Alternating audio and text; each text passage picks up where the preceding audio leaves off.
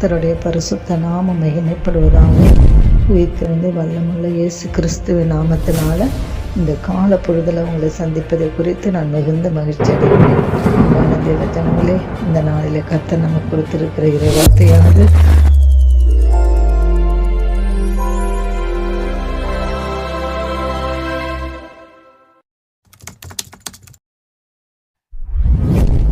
ஏசாயாவின் புஸ்தகம் 40வது அதிகாரம் 26வது வசனத்தை நம்ம வாசித்து தியானிக்கலாம். உங்கள் கண்களை ஏறெடுத்து பாருங்கள். அன்பான தேவ ஜனங்களே, வானத்துக்கு நேராக நம்முடைய கண்களை ஏறெடுத்து பார்க்கும்போது நம்மளும் கர்த்தரை குறித்து தியானிக்கிறதா இருக்கிறது, பூரித்து போகிறதா இருக்குது. பரலோகத்தில் வீற்றிருக்கிறவர் நமக்கு ஒத்தாசை அனுப்புவார் என்ற நம்பிக்கை நமக்குள்ளே ஏற்படுகிறது. இந்த நாட்களிலே கூட பரிசுத்த ஆவியான தேவன் ஒரு மாபெரும் காரியங்களை செய்ய நமக்கு அவர் காத்து கொண்டிருக்கிறார். தேவ பிள்ளைகளே, எப்போதெல்லாம் உங்களுடைய இருதயம் தோய்ந்து போகிறதோ அப்போதெல்லாம் நீங்கள் வானத்தை அண்ணாந்து பாருங்கள்.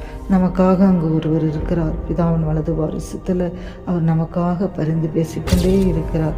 அங்கேருந்து நமக்கு ஒத்தாசையும் தயவையும் இரக்கத்தையும் அவர் அனுப்பி கொண்டே இருக்கிறார். வானத்தை அண்ணாந்து பாருங்கள் தேவ பிள்ளைகளே. தாவீது தான் சொல்லுகிறார், எனக்கு ஒத்தாசை வருவதற்கு நேராக என் கண்களை ஏறெடுக்கிறேன் என்று சொன்னார். இயேசு கிறிஸ்து கூட வானத்தை அண்ணாந்து பார்த்து ஜெபிக்கும் பழக்கம் இருந்தது. லாசரு மரித்து போன போது லாசரின் கல்லறையண்டே வந்தார். அவன் மேல் அவர் வைத்த அன்பின் நிமித்தமாக அவருடைய இருதயத்தை உருக பண்ணிற்று. அவருடைய கண்கள் கண்ணீரால் நனைந்திருந்த போதிலும் கூட அவர் வானத்தை நோக்கி பார்த்தார். வேதம் சொல்லுகிறது, இயேசு தம்முடைய கண்களை ஏறெடுத்து, பிதாவே, நீர் எனக்கு செவி கொடுத்த அப்படின்னால் உண்மை சோத்தரிக்கிறேன். நீர் எப்பொழுதும் எனக்கு செவி கொடுக்கிறீர் என்று நான் அறிந்திருக்கிறேன் என்று ஜெபித்தார். அவர் அப்படி கண்களை ஏறெடுத்ததை தொடர்ந்து அங்கே அற்புதம் நிகழ்ந்தது. லாசருவே வெளியே வா என்று அவர் கட்டளையிட்டார். லாசரு உயிர் பெற்றவனாய் வெளியே வந்தார். இன்னொரு சந்தர்ப்பத்தையும் வேதத்தில் நாம் வாசிக்கலாம். அவர் சிலுவையில் அறையப்படுகிற வேலை வந்தபோது ஒரு பக்கம் அவருடைய உள்ள அந்த சிலுவையின் பாடுகளை எண்ணி தவித்தது. ஆனாலும் அவருடைய கண்கள் மனுஷரை நோக்கி பார்க்காதபடி வானத்தை நோக்கி பார்த்தது. அவர் எப்படி ஜெபித்தார் தெரியுமா? இயேசு தம்முடைய கண்களை வானத்திற்கு ஏறெடுத்து, பிதாவே, வேலை வந்தது.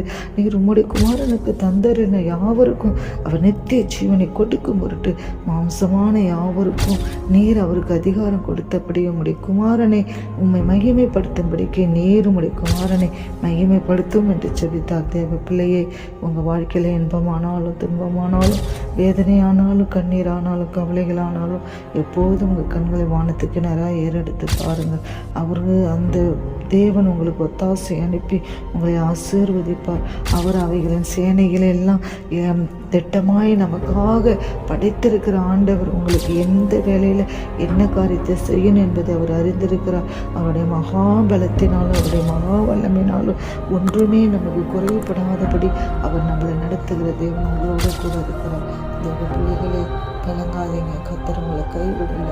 உங்களோடு கூட இருந்து உங்களுக்கு அற்புதங்களை செய்யலாம். நீங்கள் ஜெபிக்க வேண்டியதெல்லாம் ஒரே ஒரு வானத்துக்கு நேரம் உங்கள் கண்களை பார்த்து கரங்களை நேரெடுத்து, எனக்கு இந்த ஒத்தாசை செய்யுங்க. என் மனைவியோட வாழ்க்கையில் அற்புதம் செய்யுங்க. என் கணவர் வாழ்க்கையில், என் பிள்ளைகள் வாழ்க்கையில், என் குடும்பத்தில், என் ஜெனரேஷன் மத்தியில் அற்புதம் செய்யுங்கன்னு நீங்கள் கதறும் போது கர்த்தர் உங்கள் ஜெபத்தை கேட்டு உங்கள் வாழ்க்கையை மாற்றுகிற மாத்திரமில்லை, உங்கள் உன்னதத்தில் நிறுத்துகிற தேவனாக இருக்கிறார். ஜெபிக்குமா? கர்த்தாவே, இந்த வசனத்தின்படியால் அப்பா, அந்த வசனத்தை கேட்குற ஒவ்வொரு பிள்ளைகளையும் ஆசீர்வதிங்க. அப்பா, உண்மை நோக்கி வானத்துக்கு நேராக கண்களை ஏறெடுத்து செபிக்கிற பழக்கத்துக்குள்ள அவர்களை நடத்துங்க. அவங்க தேவைகள் எல்லாம் ஆசீர்வதிங்க. கூட இருங்க, ஆசீர்வதிங்க. இயேசுவின் நாமத்தில் ஜெபிக்கிறேன்.